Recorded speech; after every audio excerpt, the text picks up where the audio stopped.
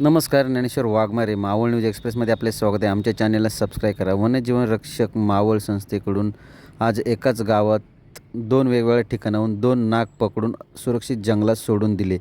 आज दिनांक 3 मार्च रोजी वन्यजीवन रक्षक मावळ संस्थेचे संस्थापक निलेश गारडे यांना आडळे गावातून गौरव कचरू घोटकुले यांचा घरात नाग असल्याचा फोन आला. त्यांनी लगेचच घरात साप असल्याचे संस्थेच्या ग्रुपवर तसा मेसेज केला, तर लगेचच संस्थेचे सदस्य विराज गराडे हे जाण्यासाठी तयार झाले.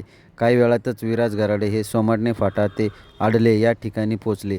घरात पाहिले तर मोठा नाग होता. घरातील मंडळींनी विराज गराडे यांनी नागविषयी थोडी माहिती सांगितली व त्या नागास सुखरूप पकडून परत येताना त्या मागास जंगलात सोडून दिले व घरी पोचले. तर लगेच काही वेळातच वन्यजीव रक्षक मावळ संस्थेचे सदस्य रवी कोळी यांना गोशाळेत नाग असल्याचा फोन आला. पहिल्यांदा असे वाटले की तोच कॉल फिरून रवी कोळी यांना आला असावा, पण कॉलरला परत फोन केला असता ते बोलले की साप समोर आहे. गोशाळेत लगेचच परत विराज गराडे हे परत आढळले गावातून जाऊन नाग पकडला व सुखरूप जंगलात सोडून दिले. असे कुठेही वन्य प्राणी जखमी किंवा घरात आढळून आल्यास वन विभाग 1926 किंवा वन्यजीव रक्षक मावळ संस्था या संपर्क करावा.